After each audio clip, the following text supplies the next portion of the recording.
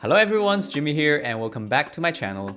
In today's video, I'm going to share with you some of my own 35mm Leica lenses. If you've been following my channel, you know that I've done my fair share of lens reviews and especially on 50mm lenses. And since some of you guys actually asked me to do a more comprehensive review or overview on Leica 35mm lenses, so I thought today might be a good time to do one because Leica, as you know, in the last year have released two 35mm lenses. These are the 35 Summilux FLE version 2 and the Summilux version 1 Steel Rim remake. So yeah, I've arranged all these lenses according to their size. I'll go from this side, which are the larger ones, to all the way towards the end, which are the smaller lenses.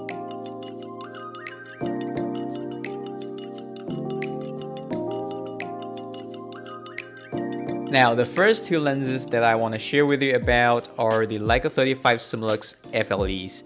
This is the version 1. As you can see here, it comes with a lens hood. My copy is silver, but it's actually anodized silver. It's made out of an aluminum rather than brass.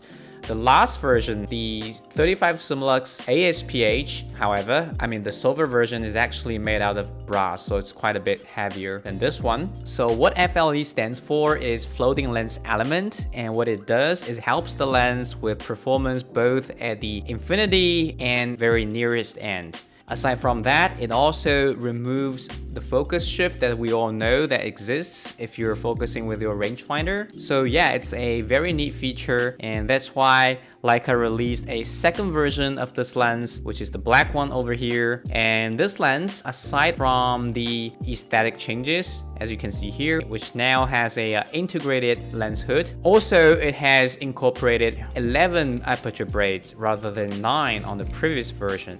And the most crucial change would probably be the minimum focus distance, and it now focuses all the way up to 0.4 meters. Now that's huge, because as you can see here, if the lens can focus us down to 0.4 meters instead of the normal minimum focus distance for rangefinder lenses, which is 0.7, you can get photos with more detail. You can get much closer to the object to get these sort of macro-like shot. So it really makes it even more versatile and more useful in your daily use. So these are the three changes that you can see from the spec sheet and what Leica has advertised about. But since there's no optical design change, the optical performance of these two lenses should be the same. But if you're curious, I'll test them out in a future video and let you know if there are any differences aside from the aforementioned points.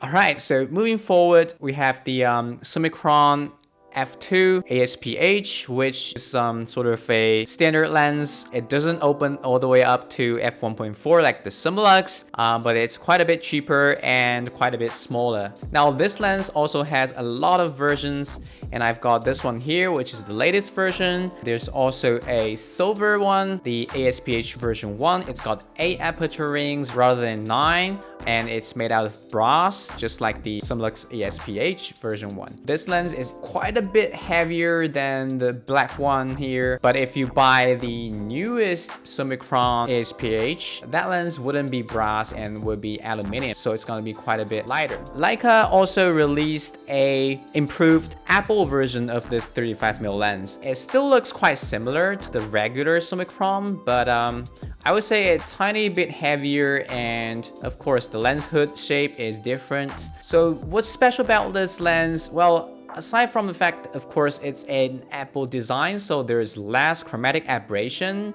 or pupil fringing, and also the corner performance will be much better, as we have seen on the 50mm Apple Summicron lens. And also a neat feature, just like the Summilux FLE version 2, is its minimum focus distance. Now this one focuses all the way down to 0.3 meters, so that's even better. Now that being said, this lens is probably the most advanced lens in Leica's current M lens lineup, because it uses the newest Apple design alongside with this newest close focus capability addition. So if you're gonna buy the best of the best 35mm from Leica, this is probably the lens to go. And of course, it comes with a very hefty price tag. I'll also test this lens against the 35 Summicron and Summilux, so you should probably wait till you see the review and you can judge for yourself whether it's worth the extra cost. Okay, so the next one is the 35 Summicron version 4, also known as King of Bokeh. I've done a review about this lens before on my channel, so you can check that out. But things have changed a little bit. So because the popularity of this lens, the price of this lens on the secondhand market has skyrocketed.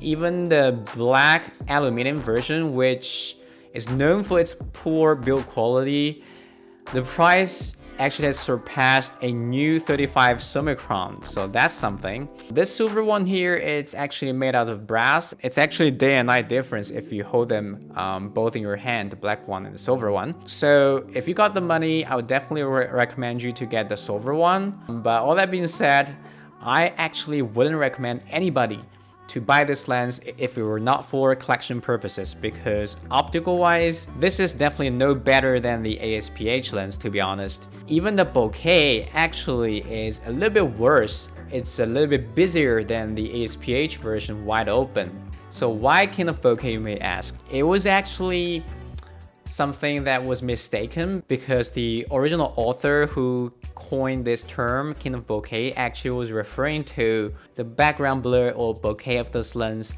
at around f4 to f5.6. So when it was stopped down.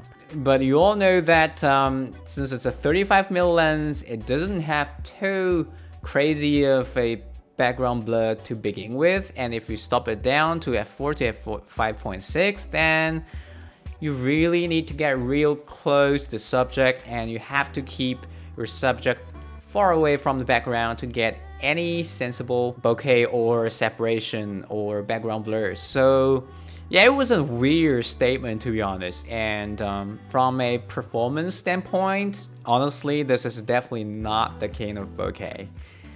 Alright, so the next lens here is very interesting. It's the 35 Summarit f2.5. There's also a f2.4 version, and Leica has discontinued this lens because it was not very popular among photographers, and a lot of people actually consider this lens to be inferior to Leica's other M lenses for some reason.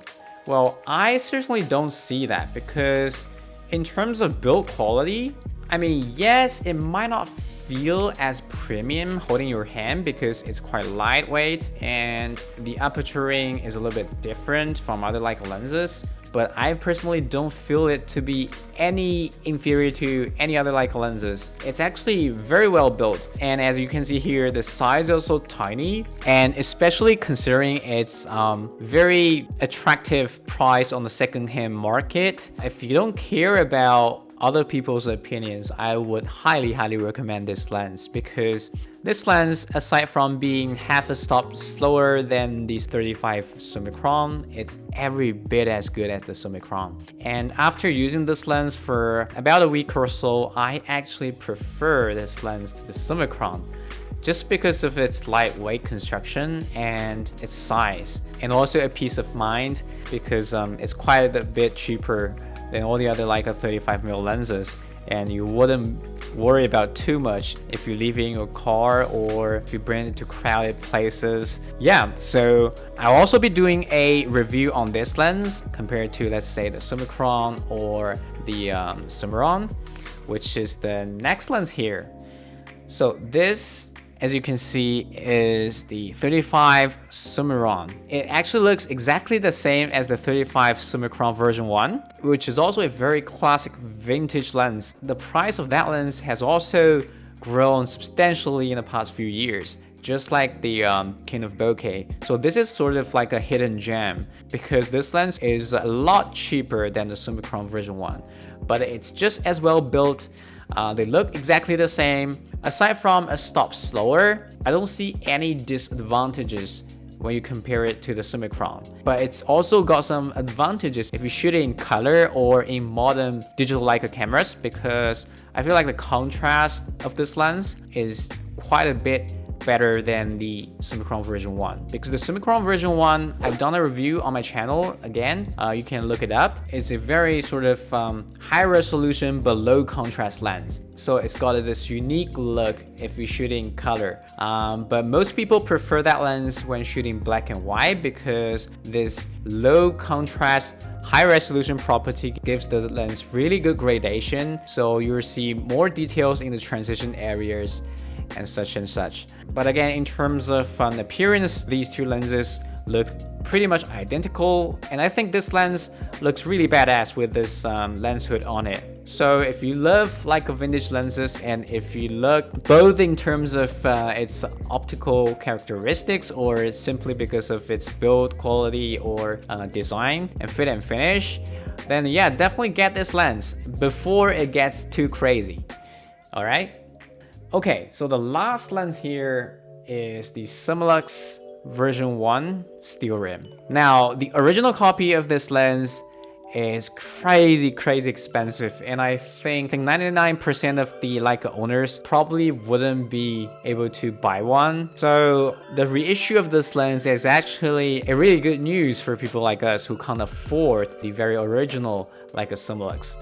But that being said, I've had my fair share of complaints with this lens. I've released a brief video about the build quality of this lens on this channel. It's got a quite loose of an aperturing, and it just overall doesn't feel as well built as it should be, because this lens should be made out of brass and should feel every bit as well built. To me, it actually feels quite plasticky for some reason, especially the aperturing action, as you can see here. It just doesn't feel as premium as you would expect. So yeah, I mean, this lens still, it's quite beautiful, and the rendering of this lens actually is really close to the original Leica Summilux, even though Leica has enhanced its coatings, so it shows a bit less of that crazy Leica glow, but it's still got that legendary glow there.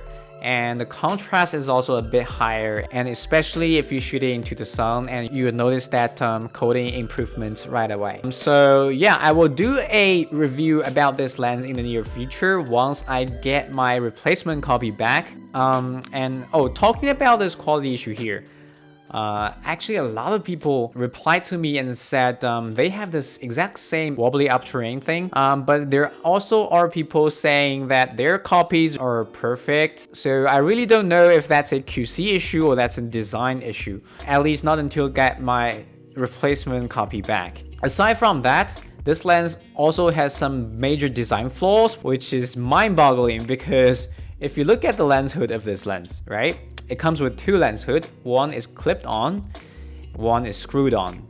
So if you put a filter on this lens, obviously the clip-on hood wouldn't work anymore, right? Well, what about the screw-on hood? It doesn't work as well, because after you put on a lens filter, that hood will create dark black vignette around the image frame, and it will render the frame basically useless.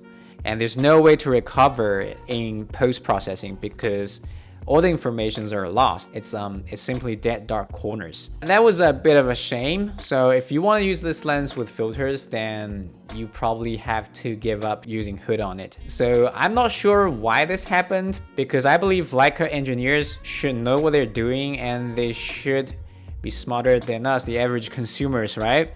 But obviously that's not the case here. Alright, so that's all the 35mm Leica lenses that I own right now and I have used personally. And this video is obviously just a brief overview of these lenses. But if you're interested in detailed reviews of every one of these lenses, definitely consider subscribe to my channel so you won't miss them. Alright, so that's it for today's video. Definitely stay in tune, and I'll see you in the next one.